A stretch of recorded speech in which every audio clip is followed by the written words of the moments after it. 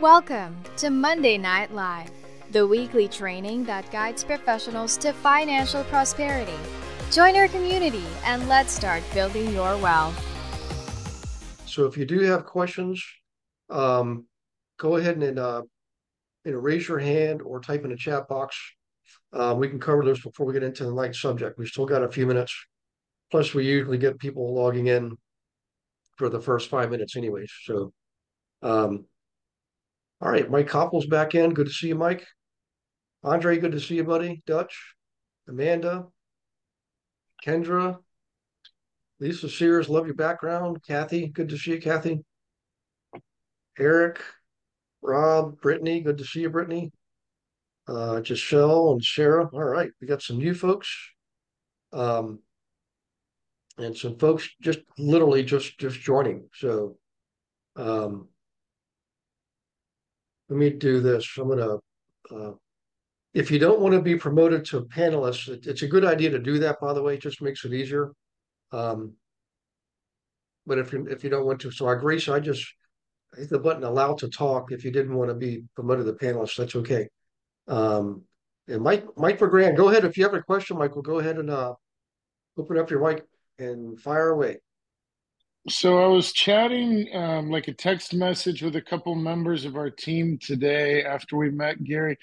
The smart number that you can get through KV Core, when I was texting with the group, there was a number of people that had tied their smart number to a VOIP, and then they found the VOIP platform to not be like 100% functional, robust. And they went to the point where they bought a dedicated cellular, dedicated mobile line, and just assigned that to business rather than going with the smart number and the smart number through the VoIP platform. They gave up after repeated attempts and went with a dedicated cellular line for business. They added an additional line. Anybody have actual experience with those things? I have none so far. Well, I do have the smart number through KV Core, and I think it's like $27 a month. The thing I like about it is you can send group text or mass text, but the recipients see it as an individual text. It's not, they don't see that they're part of a group of 200 and some odd people, you know? I mean, there's just like everything, there's good things and bad things, but I don't know that I'm connected to a VoIP. I've done that in the past, but I don't know if that's what's happening here with the KV Core smart number. But Brittany says she uses Talkative, which is free for a business line. It's Talkative or Talkatone. Oh, I guess it's Talkatone. Okay, sorry. So Brittany, you want to share with everybody a little bit about what that is, and actually where you got it.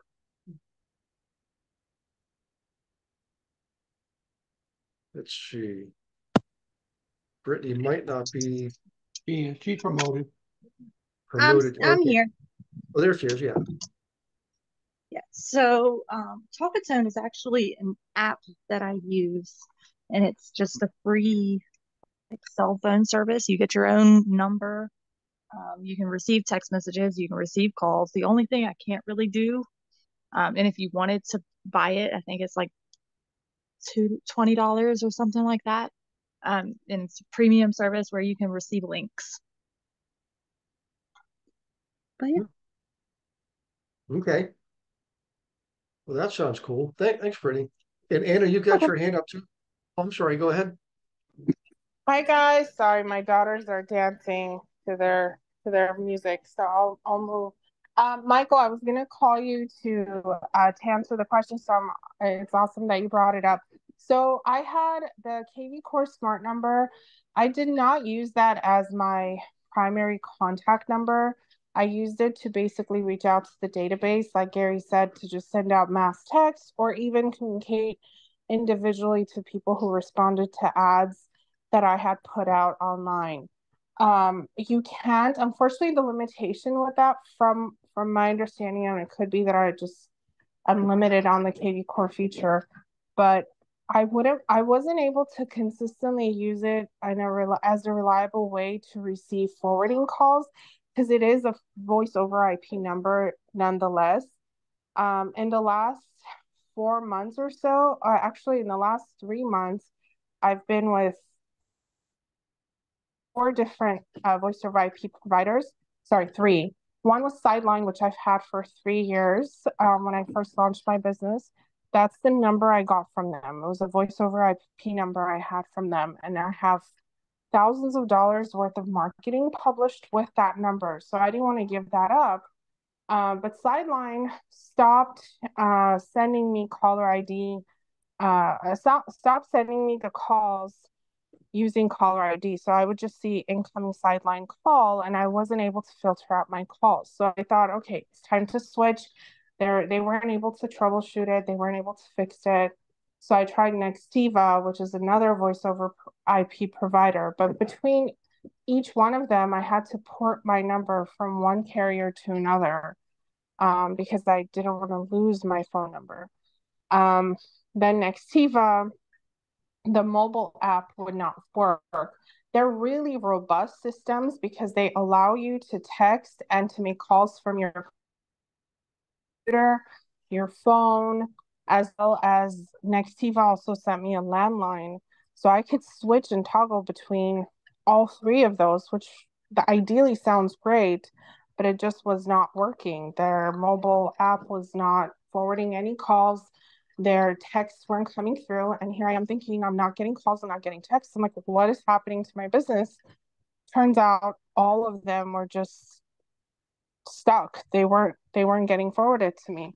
So then I switched to Ring Central, and Ring Central is now doing this A2P registration thing where they're not allowing you to send text messages unless you have a registered campaign with them, because they're exclusively for businesses. So that took about 2 weeks and that couldn't get done. I'm like, this is enough. I lost so much business in the meantime. So business, I can't even tell you. People that were calling like, okay, I want to buy, I want to sell, and I can't reach them. And I didn't even know that they're reaching out to me either. Calls, texts, nothing. So then I was like, okay, you know what? I'm just gonna go back down simple thing of getting phone and just using a regular personal carrier. That way I don't have to worry about registering for this A2P thing. I don't have to worry about voice over IP messing up if my internet is not good. Because voice over IP is connected to the internet service. So if your internet connection is not good, you're not getting calls, you're not getting text messages. So depending on where you live, that could be a big problem. That's why I just this month, I went back to the basics. I just got another line with AT&T. It costs a lot more, and it's a lot more limited in terms of, you can't text from the computer. You can't use a landline because it's a cell phone. And you can't do a lot of the things that you could have done with the other ones, but it's the most reliable. I know for sure I'll get my calls. I know for sure I'll get my texts. So that's been my journey. Hopefully that was helpful. Let me ask a question. So, if I can get this right, so if you're using, let's say you buy a KV core number, can the recipient of your messaging or functionality from the KV core smart number, can they be given your this additional business line that you purchased? Or does the KV core number end up being presented to the client?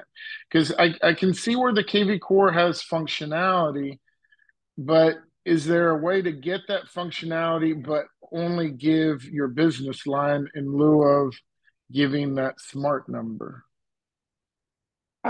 That would be your personal decision. You would have to manually tell everyone. I think it automatically masks your primary number if that's what you're asking. I believe it automatically masks your primary. It shows up as the KV core number, being the one making the calls, making the text messages. But what you would have to do is manually inform people, hey, this is myself, so feel free to give me a call. It's kind of cool because I use the KV core number as like, that's my office, not line. If you want to reach us to, off hours, you're welcome to text this number at any time, call it or whatever else. But if it's, if you need urgent assistance, this is my personal side. It kind of creates that like, okay, it's a legitimate business type impression, because a lot of agents are just like using one number. But in addition to that, it gives you the ability to discern from the calls. Because even if you do KV core forwarding calls, for me, when the calls came through KV core, they just came through as calls. I wouldn't know if it's a business person, if I need to give my business greeting, or if I could just say hello. You know what I mean? So I don't know. For me, I was going through a personal thing. I am going through a personal journey where I don't want to disclose my phone to people, particularly to one group, or to one individual. So that's why for me it was important to get a separate business line that I can keep using as a business line, and to have a private one separately. So did I answer your question, Michael? You answered it. It's just where I'm at with things. Having not studied or learned enough about this, you've answered the questions, but I don't know what I'm going to do. I've been looking at getting a separate business line just for my international usage, as kind of a backup for when I'm traveling. And the direct mail company that I'm trying to build a relationship with, they offer marketing tracking with a number that they provide. And I'm starting to worry because that's three numbers: KV core number, the postcard mania marketing tracking number, and then a separate business line. So I'm starting to just confuse myself at this point, really. It's really not that confusing if you can identify and make sure you distinguish which number comes from which source. If I count all of those, I have maybe 5 or 6. One I have for my VA, one I have for KV Core, one I have my personal one, and I believe another marketing company routes the calls to another number as well. And also keep in mind, when you have some direct mail campaigns set up, for each house, sometimes the number is even different. So I don't let it confuse you, as long as it's going into your CRM with a specific hashtag for you to know what the source was. That's all that matters. And then once they reach out to you, you just disclose to them, this is the best way to reach me. This is my personal line. I'll be available from, whatever X time to X time. So it comes down to that. I wouldn't confuse myself over that. For my international clients, I just use WhatsApp for that purpose, just because it's easier to handle. And you could use WhatsApp with even a voice over IP number, as long as you're able to verify a confirmation text message they get through. So I wouldn't worry about that. I think what it comes down to is trying to, one, distinguish if you do want a separate line and how much you want to expend your budget. Is it Mail Power that you're trying to develop this relationship with? If that's a question of the company's name, it's Postcard Mania. They have a secondary name that has the word rocket in it. And they do a lot of real estate mailing, like they purposely target realtors to do. They go by Rocket Print and Mail, so both names, Postcard Mania. and Rocket Print and Mail. And I have a small land investment company, and they're affiliated with the education providers I use on the land side. So they've got a ton of experience on land investing, and they've got a ton of experience on the real estate side. So Postcard Mania or Rocket Print and Mail. Gotcha. I'm not familiar specifically, but I would assume they would provide you either with a specific CRM or they would give you the integration to set up a Zap with KV Core. So that way, if it's a QR code thing or if it's a call thing, I'm assuming they capture the lead either for you or they forward the calls to your number. As long as you can make sure that the capture process is in line and has been planned to have like certain hashtags or certain types of categories, like for going into your CRM or their own CRM, then you should be good as long as you know where the lead is coming from. Hope that helps. Okay. Yeah, I'll check with the sales rep on that integration with KV Core. And also, Mike, there's other products. When you go to KV Core, there's Marketplace, and you can see all the different vendors that we deal with. There may be one out there that's already set up to interface with KV Core, and we might have a good deal with them price wise.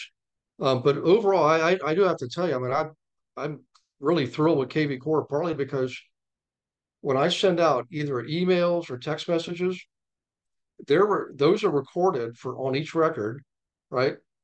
And when those people respond, their response is also recorded. So all of that record keeping and note taking, it's all done automatically. You know, I know Lisa uses it too. And you know, only thing I would say I didn't like about it is, you know, I've had my phone number since 1991. That's 33 years. So when I got my private KV Core number, because remember, KV Core, you automatically have some functionality anyways when it comes to, you know, texting and so forth.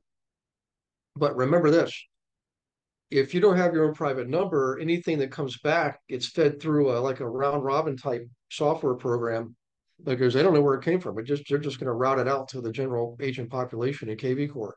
But if you have your own smart number, anything associated with you is going to automatically come back to you, you know? So, I mean, there's probably more to it than that, but those are some of the key things to keep in mind. Lisa, anything you want to bring up on your number and how you use it that I didn't mention that might be valuable?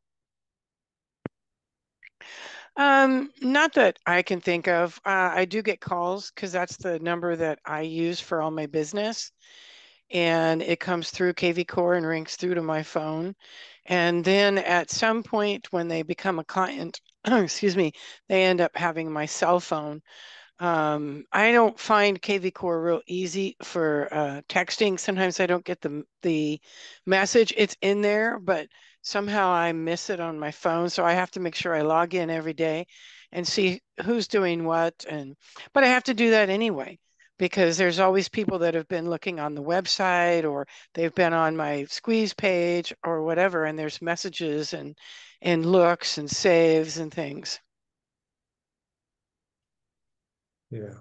Okay. And I call everybody through that. I just log in, and that way I can log the call and put in any notes and then off to the next one. Yep. It's pretty slick too. Okay. Good subject. So for all the new folks, by the way, I want to, some of you have already been in class before, but some of them are really, really new still. Chanel, Boatswain, Sarah Obenchain, and then Grace Salante is so new, I don't even think the ink is dry yet. I mean, this is today. So Grace, welcome aboard. Good to see you. Of course, Chanel and Sarah and everybody else. Appreciate you guys participating. So if you do have questions on phone numbers and getting second phone lines and stuff, you know, you can go to the GIA workplace page and anybody will respond to you. And we can even discuss it on a one-on-one. So keep that in mind. Okay. All right, guys, I'm going to go ahead and kick into tonight's main subject, and then there's one or two other things I want to share before we wrap things up. So when it comes to the Mike, I'm gonna coin your acronym VGAP. I like that. VGAP for Vision, Goals, Action Plans. VGAP. Um, this is phase 4, which is the planning phase, and they're all important. Every single phase is important. It When you get to the planning phase and you have your plan, you'll see why it's extremely important. All the time that's put into doing this, you might spend 8, 12, 16 hours. Everybody's different. But I will tell you, that time is like an investment because it'll save you, I could promise you, easily, you know, 5 to 10 hours a week of what I call wasted time or downtime when you're not sure what to do or what to do next. Okay. Or worse yet, if you're in your car, and I'm not saying don't ever listen to music in your car and books on tape, I do, but I have my phone connected to the car, and most cars today you can do that. So I can make a lot of phone calls, and I do that all the time. I set appointments and everything else. And it's all possible because I have my plan so tightly dialed in. There's never I'm never bored. I never am, wondering what can I do? What should I do? It's a very bad feeling when you want more transactions, right? You need more income, and you find yourself saying, I'm not sure what even I should be doing right now, or I'm not sure what to do next. So this process will solve that and do away with it forever. Okay. So when it comes to planning, right, what we want to do is actually go back to your goals. So if you guys want to follow through with me on this, I'm going to take you through the exercise of how you categorize and prioritize your goals. Then when it comes to planning, you would take, your top 3 things and work out a plan on those top 3, goals. And they could be for immediate right now, immediate action. Could be, sometime in the next quarter or later this quarter, or it could just be throughout the year, something you want to accomplish. Doesn't matter the time frame, it's the process that matters. It shows you how to do this. So what we do is we've done the vision exercise, which gives you your picture, the vision of what, really who you would like to be and how you'd like to be remembered. And the example I give when it comes to tying vision all the way through to planning is you have a vision of seeing the entire world. You'd like to travel and see the entire world. Okay. Well, a goal would be you want to go visit the Baltic states next summer for the month of August. Sweden, um, Finland and Norway, right? So that would be a goal, and you put a time frame on it, right? And an action step would be, call AAA or whoever you like to use for planning vacations and go over your goal with them and let them work out the details with you. That would be like an action step. So, in any case, that's like an easy way to distinguish the difference between vision, goals, and actions. The thing that we do differently here is usually most planning systems go right from goals to planning, right? What we did is we injected the third piece, the third action step, which is the action steps themselves. So when you're determining all your goals, right, you want to start writing down what are the action steps necessary to achieve those goals. And you don't worry about planning and organizing and coordinating and critiquing all that. So when you're doing the actions exercise, just like with goals and vision, your job is to just get in the flow and just write, and you're really identifying what they are. It's in planning when we tie everything together. So back to planning, we go back to the goals exercise. So you have a goal of visiting the Baltic states in the month of August 2024. Or in terms of our business, you might have a goal of buying yourself a fourplex, right? And by the end of the year 2024, you want to own your own fourplex. And I mention that because right now, the good news is Fannie Mae has an excellent program where if you're looking to also buy a home to live in, you can buy 2, 3, or 4 unit property right now and only put down 5%. Okay. It doesn't get any easier than that. And it's a 30-year term too. So your mortgage payment is lower over a longer period of time. It's easier to cash flow. You don't have to come up with 20, 25% to buy the property either. 5% is all it takes. So there's my plug for getting yourself a multifamily property this year. So let's say that's one of your goals, okay? In order to plan it out, we first have to look at your goals to determine which ones we're going to plan. So you've got your goals. Some of them are personal, some are business, and it should be comprehensive. If you haven't done it yet or you want to modify it, you can write this down if you want to. These are the areas that your goals should cover. We call these environments. We all have an average of 9 environments. Some have 8, some have 10. It just depends on your lifestyle and other factors. So your physical person, your body is an environment. Your mind is an environment. Your spirit, your higher self is an environment, okay? Your business is an environment, right? Your family is an environment. Your friends are an environment, okay?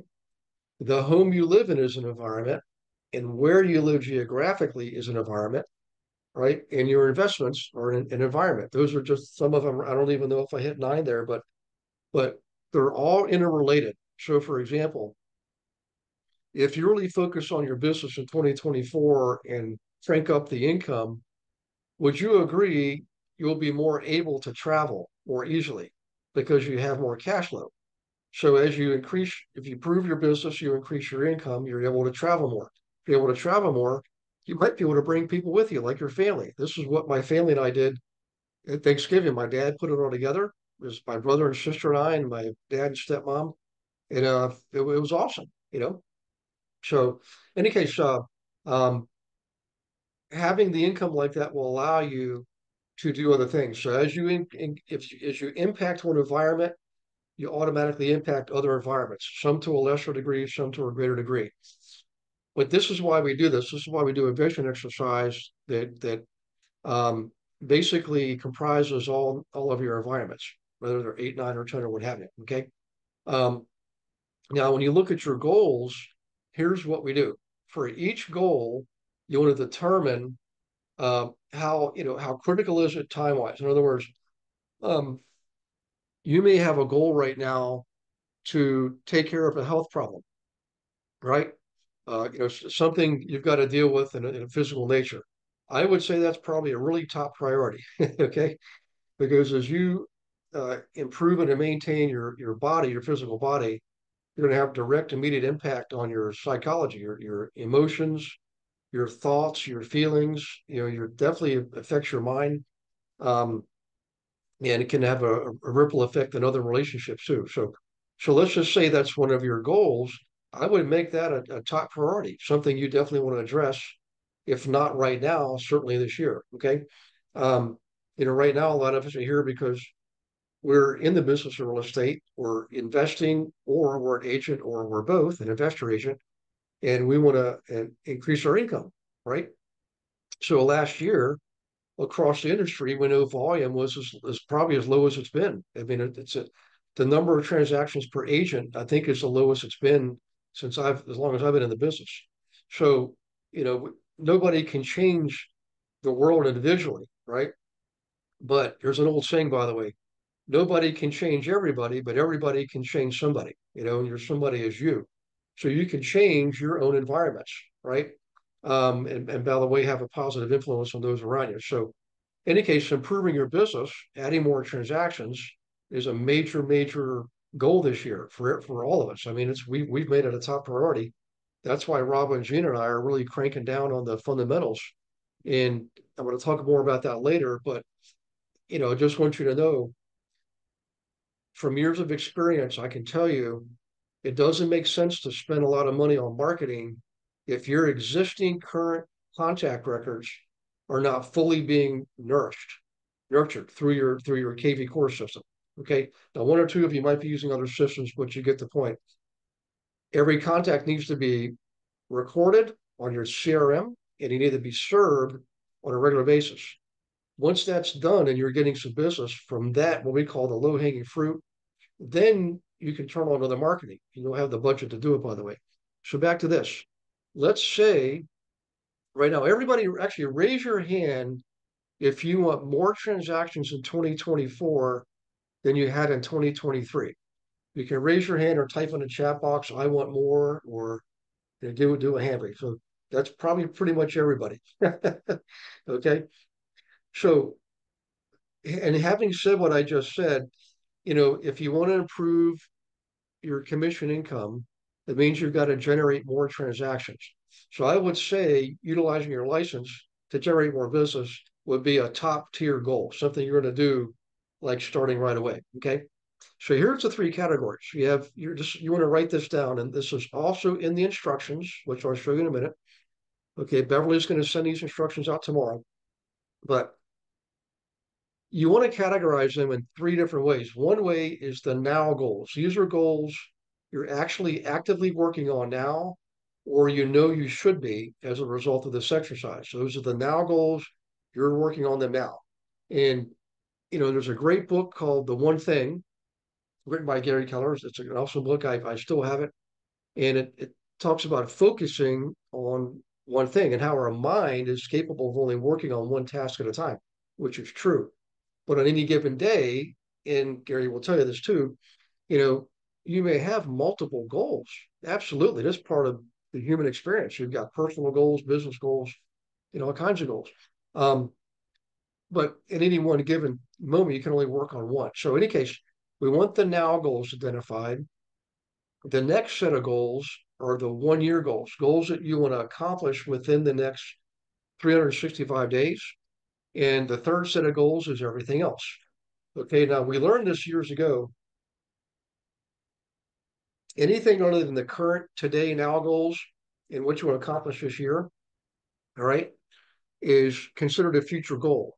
So instead of us determining 1 year, 3 year, 5 years, 10 years, and doing all that kind of work, we learn from experience, not just me personally, but me and a lot of other um, super talented, experienced people who I highly regard have said for all those other goals that are not category 1 or 2, just put them in a third category altogether. It doesn't mean they don't matter. It doesn't mean that you're never going to do them. I mean, there may be goals you do and goals you don't do as your life changes. But the reality is you're just putting those goals to sleep. That's all you're doing. It's like putting a baby to sleep. You can go about your day and do other tasks and things like that. And the baby's going to wake up later on and you're going to spend time with your baby again. Right? Same thing with these goals. If they're important enough for you to identify as a result of your vision exercise and the goals exercise, then they're important. They're no less important than they were when you first came up with it. It's just we have to be practical. And there are certain goals like me wanting to learn Italian. Now this year I did relearn German and I relearned French. But I didn't, Italian wasn't on last year's plan, now 2023's plan. So I put it off. So it's now a future goal. It's not even on the 2024 plan, but probably will be on the 2025 plan. The point is I will learn Italian, right? It's just not, it's critical right now as other goals. Okay. So right now we've made a lot of strides on the team, the Global Investor Asian team, internally, which is operations, and also you guys, the team members ourselves. Okay. That is an absolute top priority, production and attraction. We've got our systems down tight. We're easily to grow and absorb a lot of growth. So it's time to capitalize on that. And the way we do it is we help you. We help you become the hero, and we're simply the guide. Okay. So back to this. Let's say you agree with that you want to increase your production and agent attraction. You want to build your revenue share downline.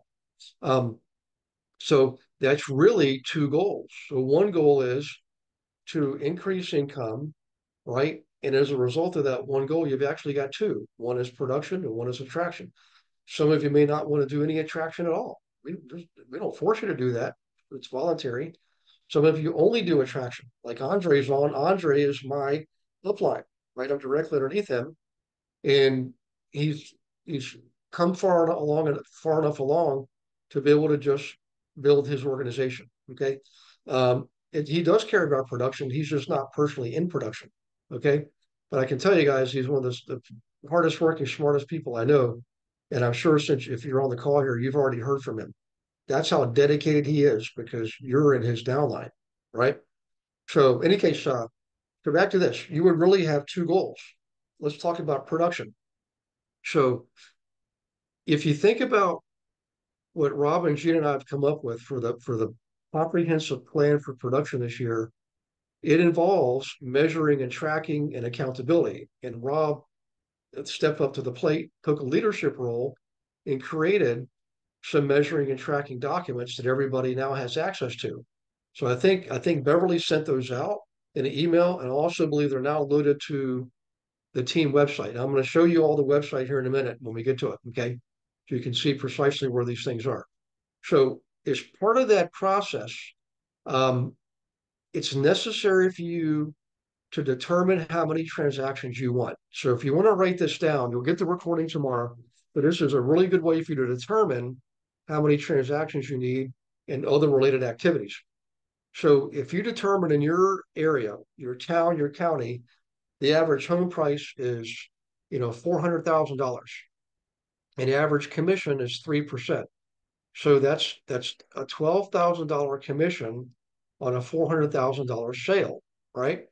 So if your goal is to have $120,000 a year in income in total, it's $10,000 a month or 10 transactions. That means you need a transaction every 50 days, right? No, wait. So don't, I'm never was that good at math.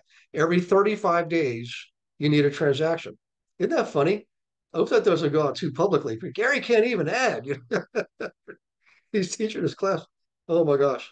At least I can make my own self laugh. You guys can laugh at me if you want. You have my permission, and I get a kick out of it too. So, in any case, now you know you need a transaction every 35 days. Okay. Did you know that you can participate in class every Monday? We call it Monday Night Live, 7 p.m. Eastern, with me and dozens of other investor agents from around the country, in fact, the world. Every Monday, totally free. No selling, no recruiting, just straight up education on anything and everything in real estate. And we have a lot of good guests coming on once or twice a month, bringing in expertise on subjects like how to buy a house with crypto. Okay. How about them apples? What about AI? How's AI affecting our business? How about the metaverse, blockchain processing? We're already using it in title work. So come on to Monday Night Live. Be ready to take notes and ask questions because it's live and engaging, and you get to participate by asking questions and meeting others. So we'll see you there. Go to realestatewithgarywilson.com, click on the resource tab, drop down, and you'll see Monday Night Live. And in there, you can see one of the most recent classes. But more importantly, you can register for class as many as you want going up to like the end of the year, I believe. So in any case, do that. We'll see you on Monday Night Live. Look forward to meeting you in person. Take care. Now, let me ask you this, just to get at your opinion here.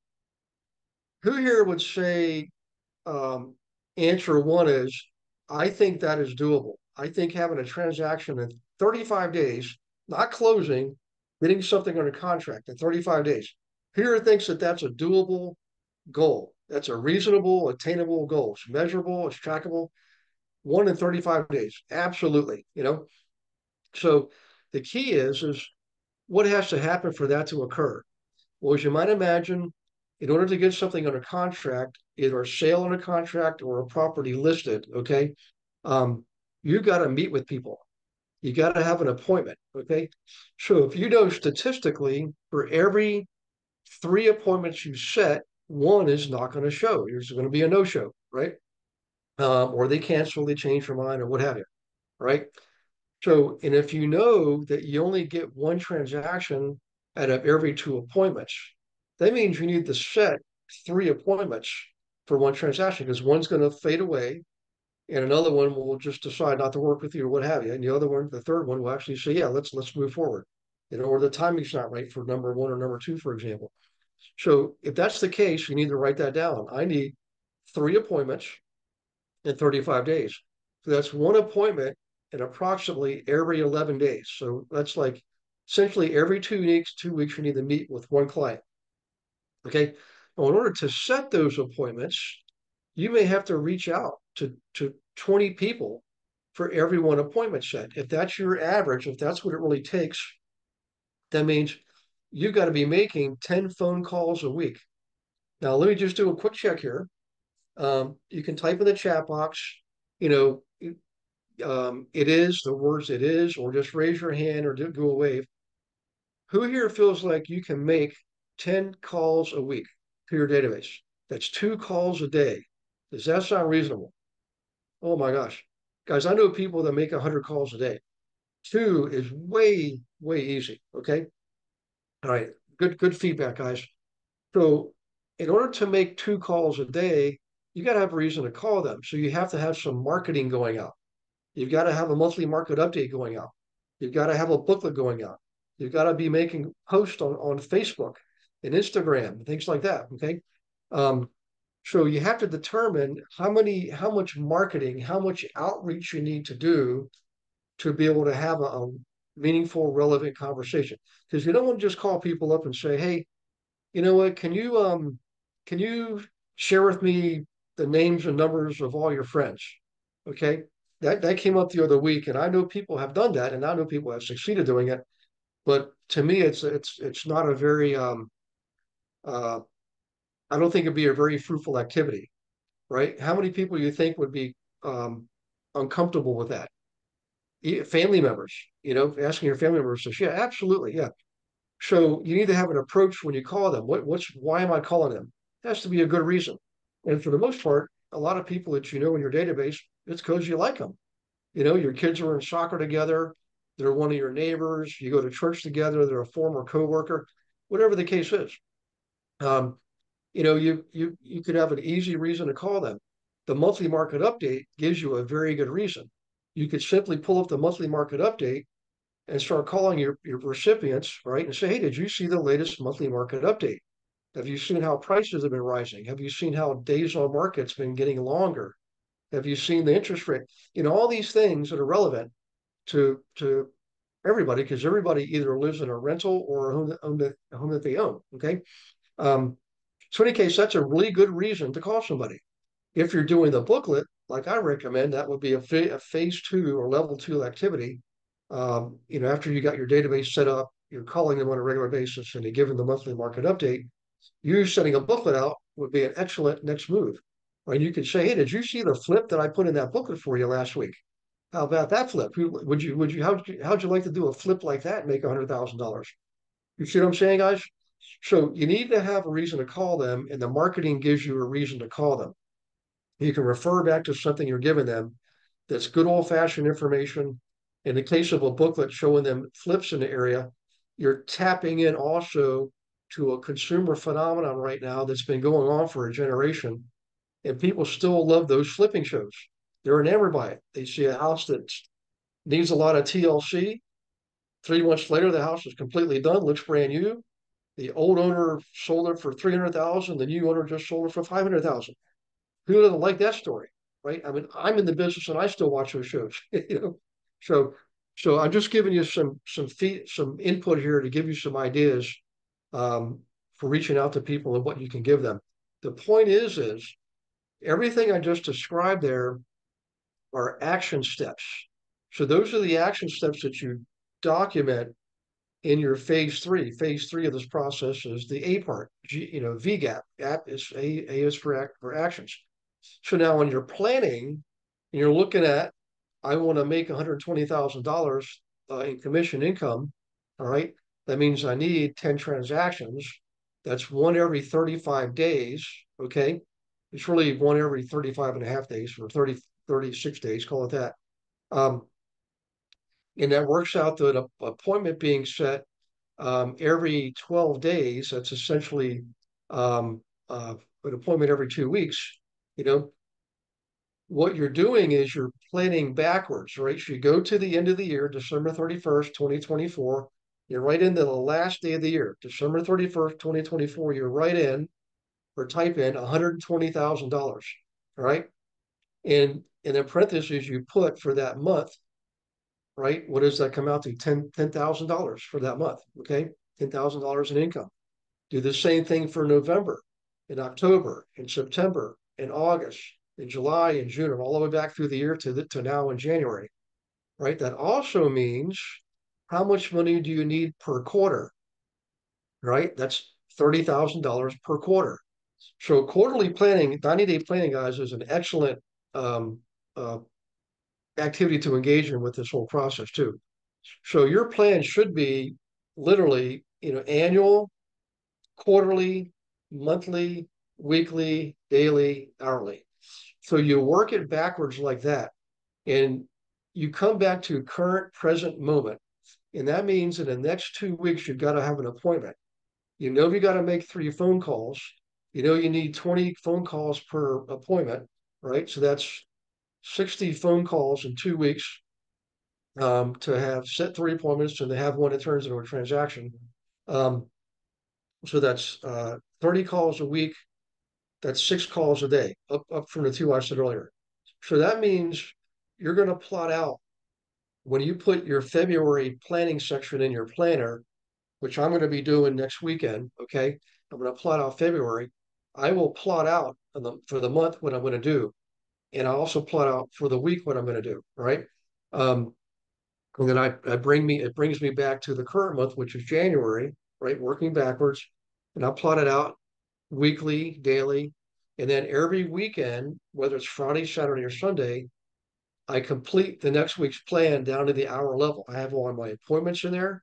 I know when I'm meeting you, okay, setting up a one-on-one, and I know who my outbound calls are, who I'm following up with, and I know how many appointments that Beverly's setting for me, right? So it's literally down to the hour, and that's how you do it. Now, that one was easy because it has to do with production. Investing in an investment property like a fourplex, for example, there's a lot of moving parts there, right? And you sometimes have to work your plan backwards, and then you always work it forwards, right? And if it turns out your plans for any particular goal stretch beyond a year, that's okay. It just means you might not accomplish it to the next year. Or what that means is you've got to modify your actions, your plans and actions, and possibly your goals to accomplish what you want to accomplish in this year. In other words, you may have 3 now goals and 6 current year goals. 1 year goal is 2024. If it turns out you don't have enough time in a year to accomplish one of those goals, you may need to take one of your other goals for the year and make it a future goal to free up more time. Does that make sense, guys? Well, let me do a quick pause here because I know I just did a lot of talking. And um, if you guys could ask questions, raise your hand if there's any ambiguity or uncertainty, especially if you haven't done this before. Please speak up because you may be helping someone else too with their question. Okay.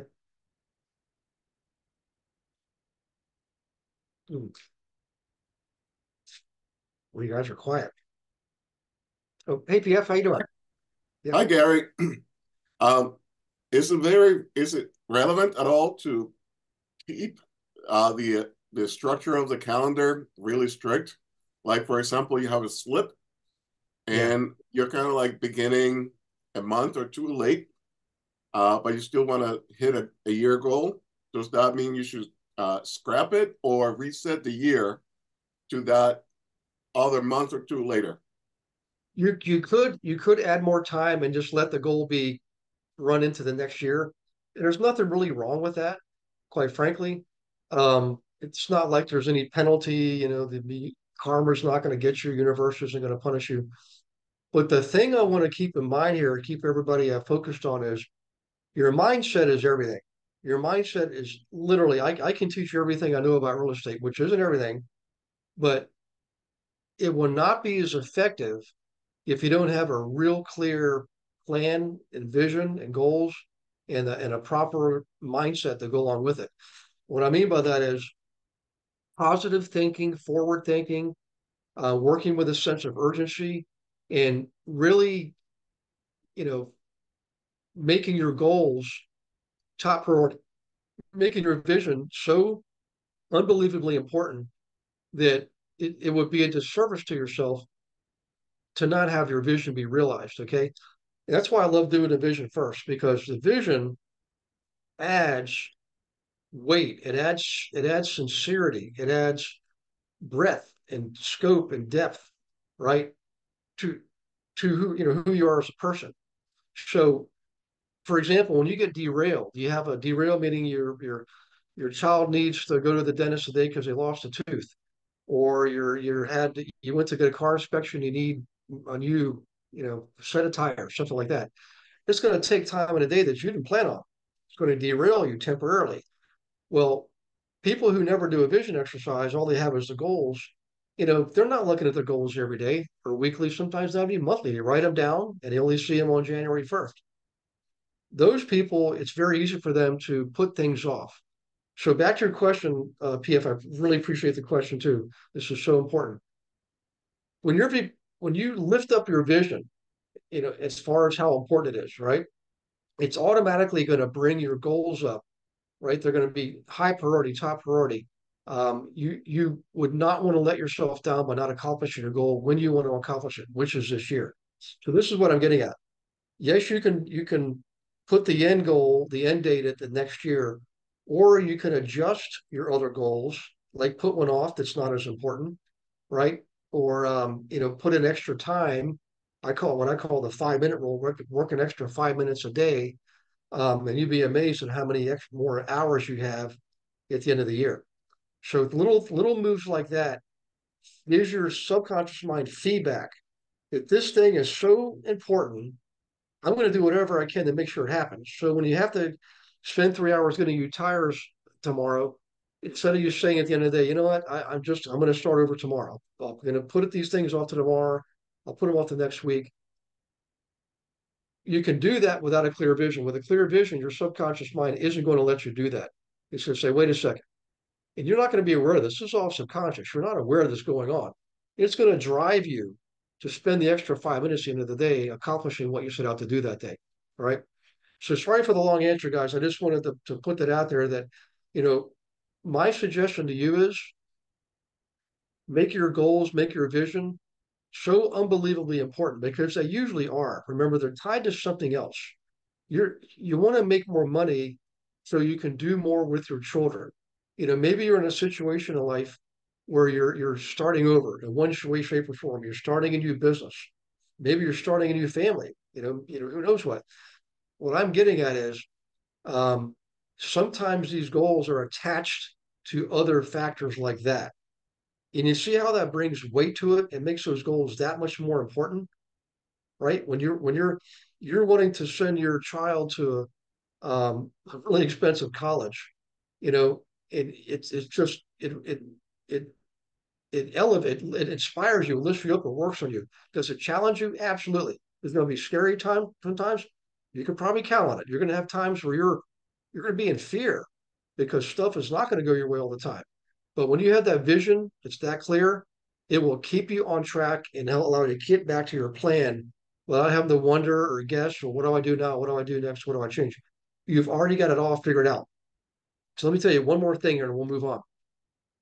What I do is in my planner, when I'm plotting out the individual action steps, there's things that I do that I put in pen.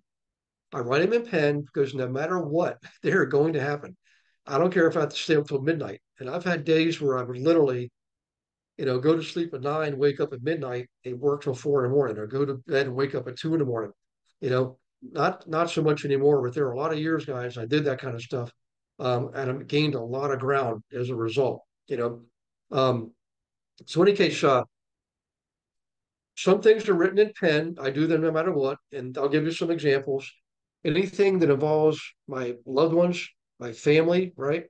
My parents, my children, absolutely. And they know that. My family, I mean, I'm the one that's, when the call for help goes out, I'm the one that they call, because they know I'll respond.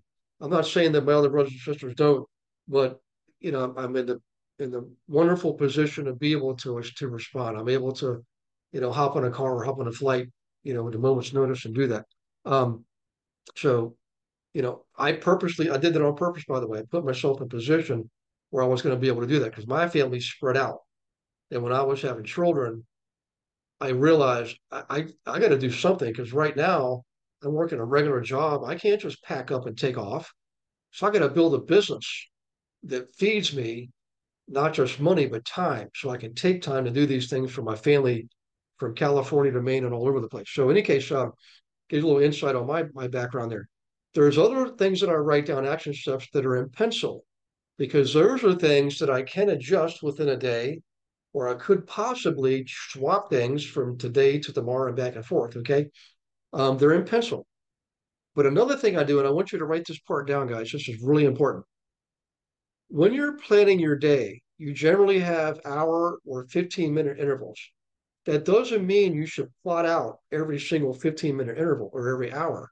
What I recommend is you give yourself at least 2 blank hours a day to absorb the things that come up that you did not expect. Sometimes it's a phone call.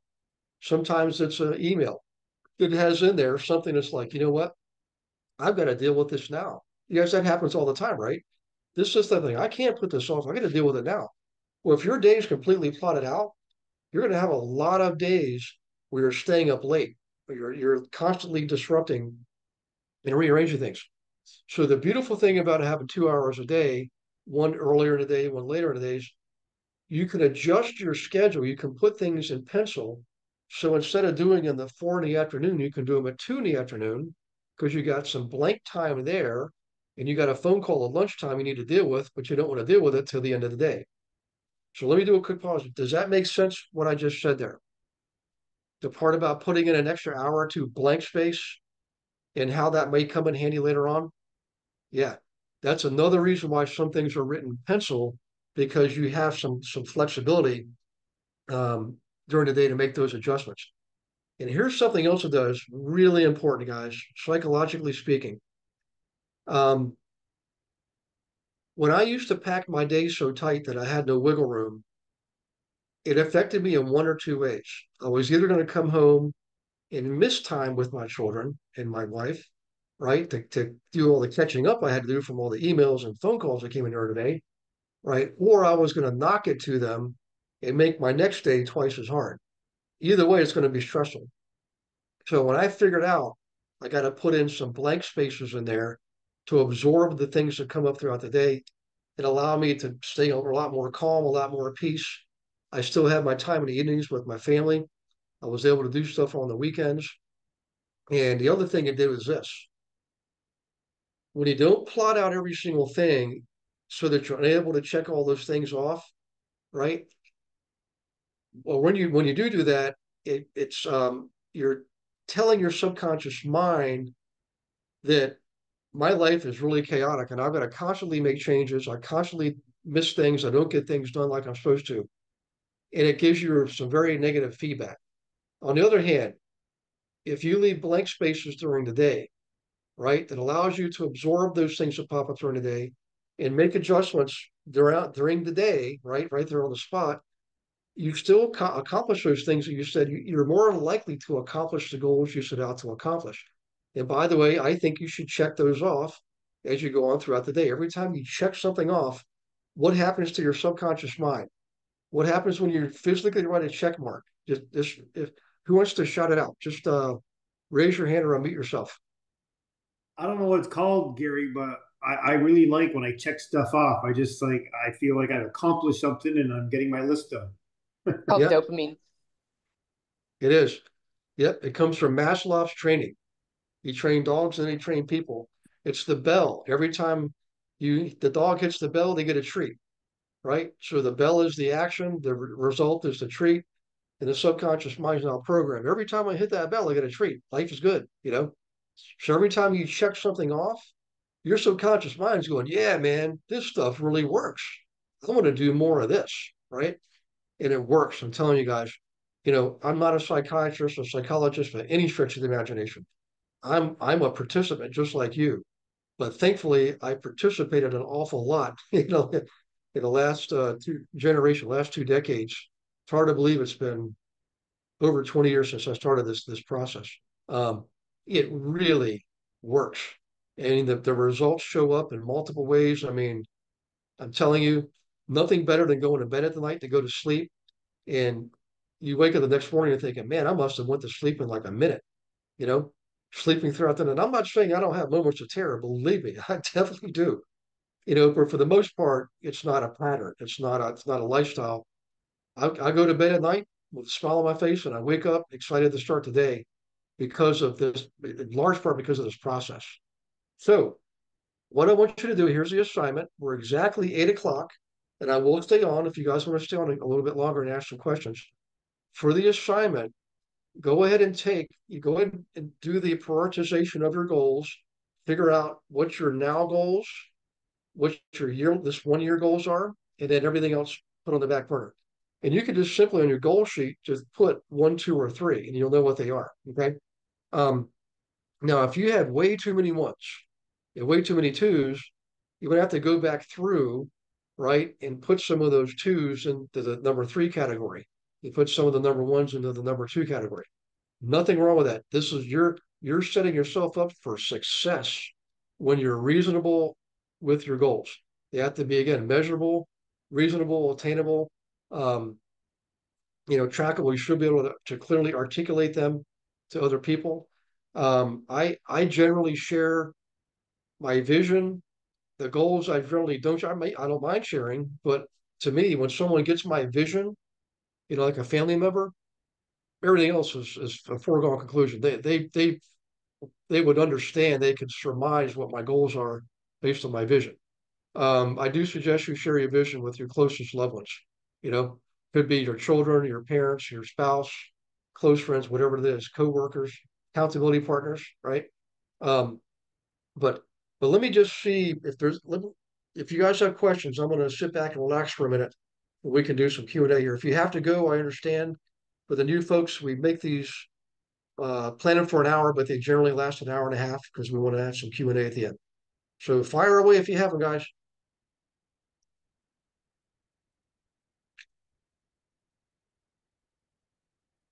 Hey, Tom Wall, it's good to see you, man. How things at home?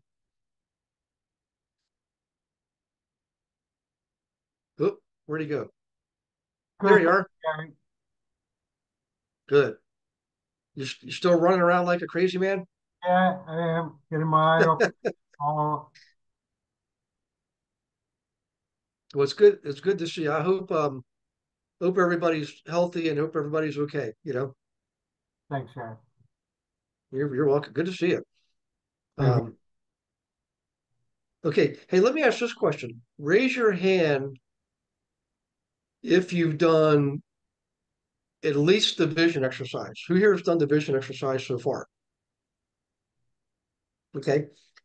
Now, raise your hand or keep your hand raised if you've also done the goals exercise. I guess I'll raise both hands. Maybe we'll use our fingers. We're going to run out of hands here. All right, so that's good. That's a lot. How about the actions exercise? The actions is where sometimes people get stumped. And that's okay. If you do, you just set up a call with me. We'll go through it. The actions you'll find out over time, the better you get at it, the more it serves you. Okay. So what I want to do on the planning, guys, is try it on your own. Don't worry about succeeding or failing, just that the value is in the exercise. And set up a call with me, particularly if you need help. And we can go over that. I'll help you find 2 things. We'll take one goal, we'll work it through backwards and forwards, that go through one-on-one on that exercise. Sometimes it's what it takes to do that. This is not a natural thing to do. It's not something we're born with. Well, maybe some of us are, but hey, Dutch, you got a question?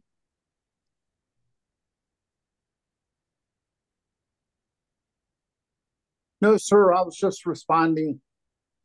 Okay, good. Thank you very much. I appreciate that. Okay. So, hey guys, you can still ask questions. I just want to go over one more thing with you related to production. When it comes to the things that we're really focusing on now, again, it doesn't mean that we're not going to do other marketing. We certainly will do more marketing this year. It's just really, really important that you focus on identifying all of your contacts. That's number one. Putting them on your database. KV Core for the most part, for most people, that's your database, right? I suggest tagging them. In fact, I'm gonna give you the instruction to tag your records so you have a tag. Hashtag flipper, hashtag downsizer, hashtag vacation home buyer, whatever those hashtags are, hashtag them. And that's 1, 2, 3. The next thing is set everybody up on your database with a monthly market update. Even if it's your mom, even if it's your high school age child, set them up on a monthly market update. Set everybody up carte blanche across the board. Okay. Um, Number one, it gets you in the habit of a good habit of setting everybody up on a monthly market update as soon as you add them to your database. It also gives you a reason to call them. Okay. You can call them and say, I just want to let you know, I'm practicing my art and craft of real estate, being a real estate agent. And I want to use this tool called a monthly market update. I just want to practice on the people I know first. Is that okay? You don't have to buy or sell anything. It just helps me perfect this part of my business. Plus, it gives you really good information on real estate in your area. Is that okay? You're asking their permission. That's the conversation you have with them. That gives you your reason to call them. Okay. Um, Now, here's the real reason why. You may get some business out of that activity. In fact, I think you probably will. It's just not going to be like all of a sudden all at once. What's more likely to happen is the people you're setting up on the monthly market update, they're going to get used to seeing that every month. It's a reminder that Jeanette Foley is a real estate agent. Brittany Taylor is a real estate agent. Amanda Andreone is a real estate agent. Okay. And when you call them, it reinforces that and it creates what's called front of mind presence. Okay. I'm going to tell you, if you don't do these things, you're operating at a distinct disadvantage. You're going to not be as competitive as other agents in your area because the good ones are all doing something like this or doing precisely this. Okay. And there is no worse feeling as a real estate agent than to come down your street one day and see somebody on your street with another broker's sign in the yard. Okay. Because you didn't simply talk to them enough. You didn't set them up in a monthly market update. You didn't call them every quarter and say, "Hey, did you see the latest flip around the corner that I sent out on my booklet?" That's all it is to do the business. You don't constantly have to ask people for business. It's implied in a lot of instances. Sometimes you do ask them when you're in an appointment, when you've gotten as far down the marketing path, you're in front of somebody at an appointment. You absolutely ask for the business there. But when you're just starting nurturing that client, that prospect, excuse me, you generally don't ask for the business on the first conversation. You ask how you can serve them by sending them a monthly market update. But I'm going to tell you this, the worst feeling than seeing a neighbor put a sign in the yard that's not yours is a family member because they didn't know, they weren't aware, or weren't even thinking of the fact that you're an agent because you're not sending them with something on a regular basis to remind them. That is a painful sting. Has anybody ever had that happen to them? Particularly if you're starting out when you're new. Oh my gosh, it's just this demoralizing. So, but the real reason is the positive reason is it gives you a distinct competitive advantage. And now your database is fully functioning. And when you add other marketing, it's going to have more impact. It's going to be more like turning on the booklet, turning on the letter, turning on social media campaigns. They're all going to have more positive results because your database is up and running, it's robust, and you're sending them nurturing campaigns on a regular basis. That's the other key point I want to drive home tonight is to leave you with that in your mind so that when you're drafting your plans, work these things in your plans over the next 3 weeks. Okay, it's the 16th. We've got 2 weeks left in January, right? And in January is in the history books, guys. You can't get it back, right? So my suggestion is start tomorrow. Yep. If you haven't started that process yet, start tomorrow. It'll set you on the right path. And any veterans on tonight, if you want to chime in and give your 2 cents worth, like especially if you start to have who has the monthly market update turned on now on your database? Even if it's just a segment of your database, who's currently using that? There's Anna. I think I saw Kendra, Shastine. Okay. Rob Lane. Guys, I got to tell you, on the workplace chat or on the workplace, you can post it too. Reach out to these guys. I'm sure they'll tell you. I mean, Kathy's used it. Rob's used it. Where did Kendra go? Kendra, you still here? Where's Kendra? Wish Yeah, you just. I'm here. Oh, there you are. Hey, Kendra, how you doing? Hi, I'm good. How are you? Good. And guys, Kendra just had a recent closing too, so kudos to you, Kendra. Thank Yeah. you. But as you're using the monthly market update now, generally you do want to call these folks too on some type of a cycle. But has that resulted in you being more productive with your other marketing campaigns, or has it resulted in referrals or any even direct transactions over the years? Just doing The, that one. Yeah. honestly, I just turned that on actually this week. Last week I Oh, turned that cool. on. So anybody that I put in the database, anybody that's new, it'll automatically send it out. Now I have to go through my database and actually manually turn that on for other people. Awesome. So you're actually doing the work. I'm gonna Yes, give you a big virtual hug. Thank you for doing that, by the way. yeah, So doing the work. it'll it'll definitely pay off. Yeah. So I had a quick question. I yep. did also put in there a seller and buyer income goal tracker sheet there that I pulled off, I think, from Guerrilla Marketing eons ago. But it's just a great general sheet that kind of let you know how to track your buyer and seller based off of what you want to make in the year. And it'll let you know how many leads you need, how many converts you need to do. So it's just a nice little quick way to put your numbers in there. And then you can play with the commission amounts that you make, your average price point that you sell, and then you can kind of at least have a good starting point. So I did put that in there. But the question that I have, and thank you, Michael, for adding about the postcard mania.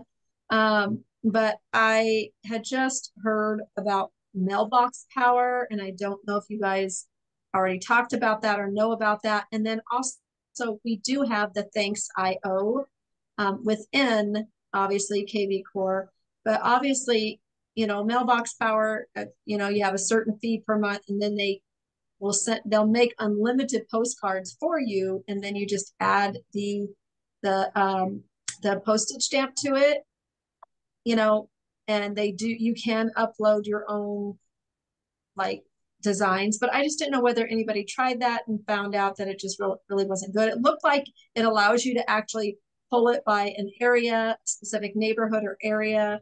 So I'm kind of looking into it as a different way of just doing things kind of here locally. And so I just didn't know if any of you guys actually have looked at that and have any insight on it at all. That sounds It great. Thank you. Looked like Kathy and Anna both had their hands up. Have either of you used that? What's it called again, Chefstein? Mailbox? It's called Mailbox Power. Mailbox Power. Okay. I'm sorry. No, I just forgot to take my hand down, but I know Amanda is using a postcard thing. Okay. Amanda, are you still on?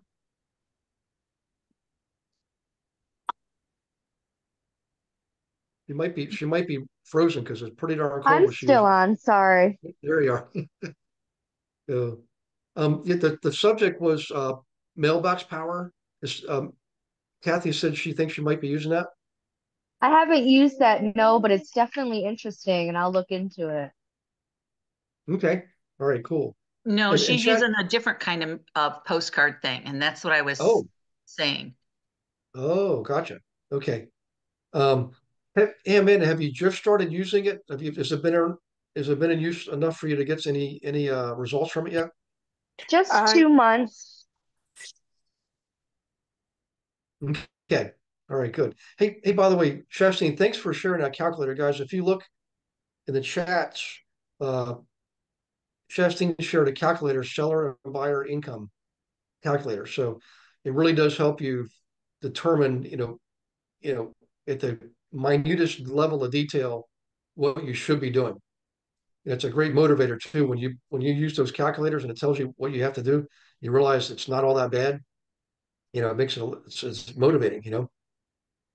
I have so many different calculators, from if you were going to have a buyer's agent, how they would do theirs with the split with the team, to, so if you guys have, like, hey, do you have a calculator for this or that? That's what this platform is for us to be able to share and collaborate what we may already have after being in the industry for so long.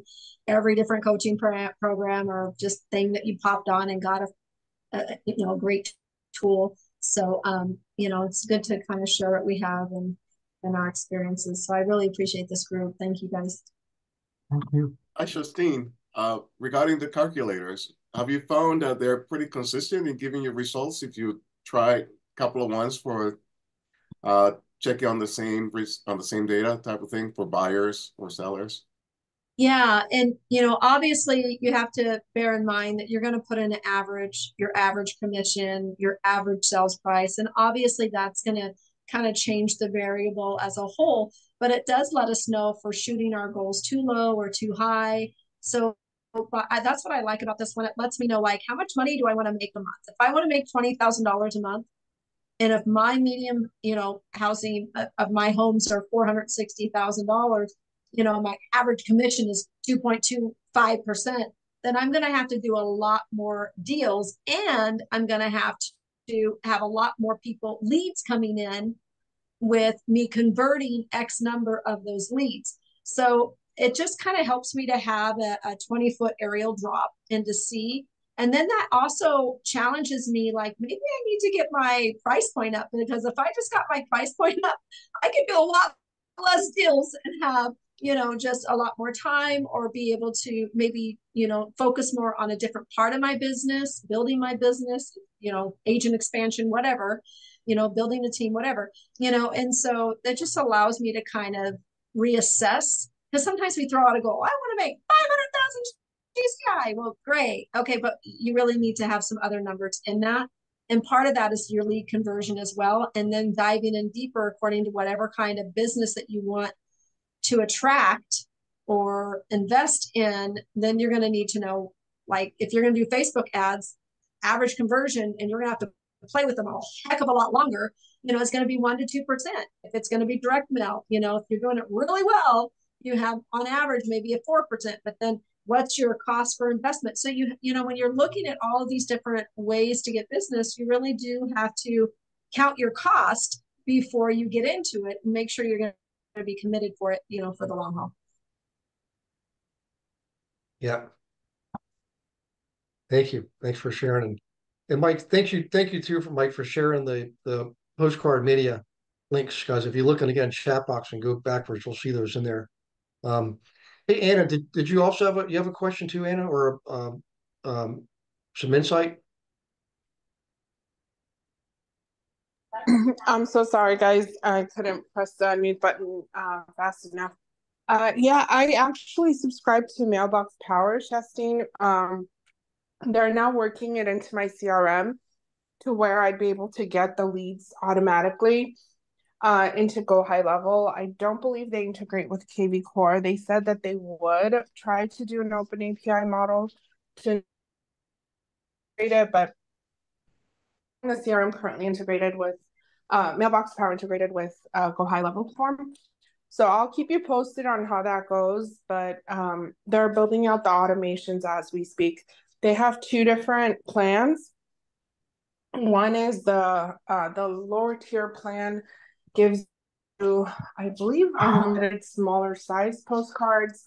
But the higher plan, what I really loved about them, they give you the larger ones, but more importantly, they give a QR code for each individual postcard that goes out. So say you're sending postcards to expireds, or you're sending postcards to a farm area. What happens is anytime somebody scans the code to get additional information about you, that gets triggered and directly inputted into your CRM. So it's basically directed targeting. And by just the scan, they don't have to put their contact info. Each scan is unique to that property address. So you'll automatically know who it is that's scanning it, and they'll pull the data in and basically notify you. So that part's pretty cool. They also have boxes. I know of an EXP agent that uses them. And what he does is he orders boxes for expired listings. He targets expireds exclusively by looking through to see who expired with really bad photos in their listing. So it's an easy fix, basically. He targets those that have really bad photos in their listings, and then he sends them boxes through Mailbox Power a box containing a picture. It's like a pizza box, a mini pizza box, with a picture of their house on it. And he just says, I know why your home didn't sell to you. And then it just gets them to sort of get more curious about what insights you might have to share. So but I haven't had any results just yet, just because it hasn't been integrated just yet, but I'll keep you posted in about a month or two. Did you try to integrate that with KV Core, Anna, or do you have a separate CRM that you're using? They started building out, Rob. I wanted to have certain capabilities that KV Core was just not having yet. And so they're building out one of the coaching programs that I was into. They're building out a CRM that's fully automated and will have mailbox power integrated. And that's a Go High Level platform. So it's not through KV Core. KV Core's mother native postcard service is things.io. That's available through the marketplace. That should be a very, very easy integration. I did consider using them, but I hadn't started a subscription. So that might be something that would be easy to do. No, I was just on the Mailbox Power site, and they actually show that they have Zapier and also API Nation. So we should be able to link that. I agree. I think it should be pretty easy. Exactly. As long as they're part of the API Nation and they have open API, you should be able to integrate any two systems together. Cool. But you're just choosing not to do KV Core then, Anna, right? Yes, exactly. It was a voluntary sort of step away from that. I don't know. We'll see. We'll see how it goes. I'll keep you guys posted. I'm kind of scared because I spent 2 years really learning how to work with KV Core. And this new one is really making me very anxious because it's a learning curve with any system. So I don't know how it'll go. I'll keep you all posted. Okay. Thanks. Well, thanks for sharing. Yeah, of course. Okay. All right. Anything else? Comments, questions? Need help with something before we wrap things up?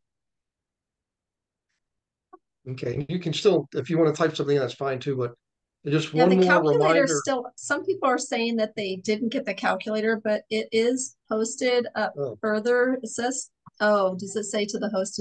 Isn't everybody on panelist? No, it's some people don't want to be promoted. So if you put into if you send to everyone. It only lets me do it to host and panelist. I don't have one that says to everybody. Let me see if I can. This illustrates. For some reason, I can't see it at all. This illustrates a great reason why to listen to Gary and accept being promoted to panelist.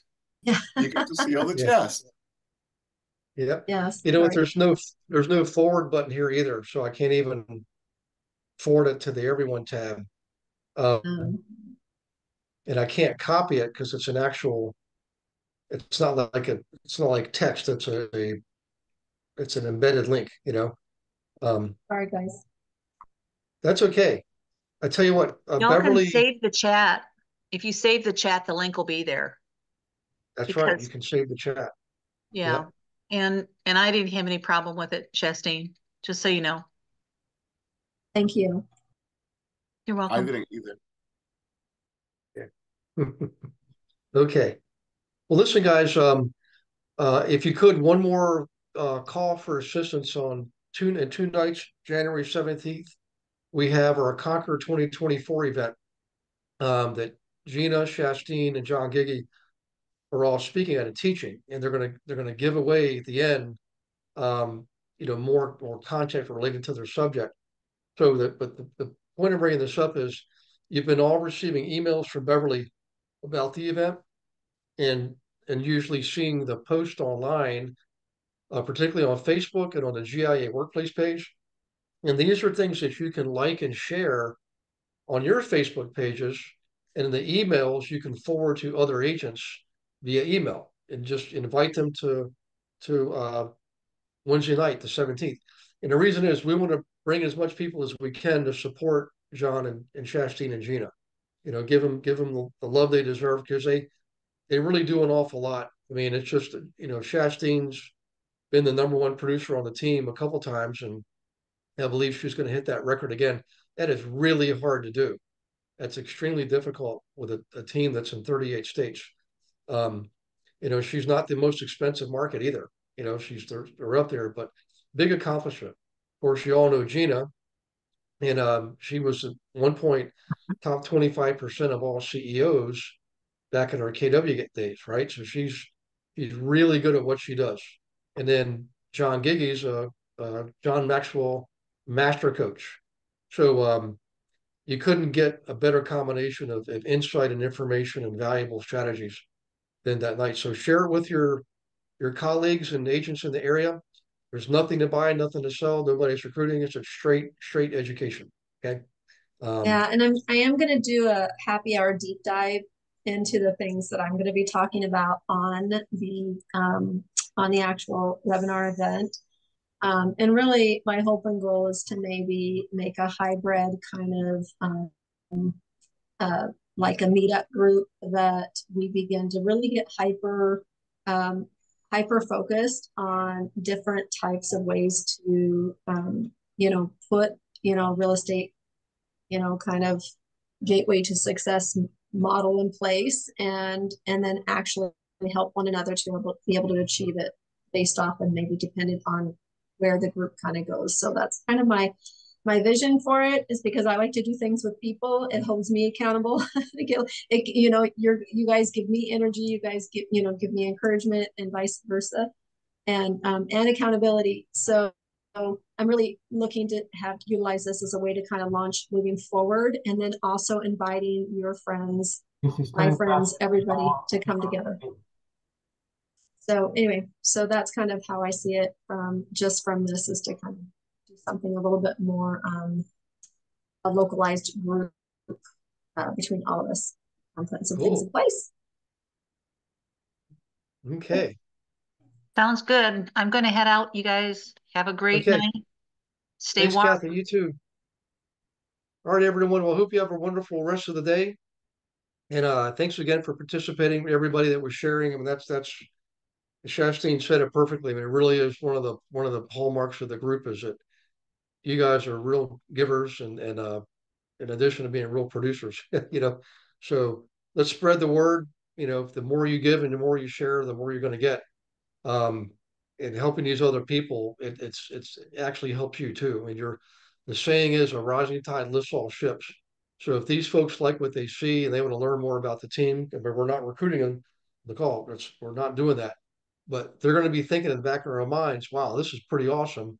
I'd like to be part of that, because they're not getting it where they are. Okay. In a lot of cases. So, people love that sense of community. They love the fact that they can get help from multiple sources in the community on a regular basis. So I can't thank you guys enough. But take care of yourselves. Have a good night. God bless you and your families. And I will see you on the one-on-ones tomorrow. And we'll see you on the event Wednesday night. Bye, everyone. Thank you for watching this episode of Monday Night Live. Be sure to subscribe to our channel and go to realestatewithgarywilson.com to join our community and start building wealth today.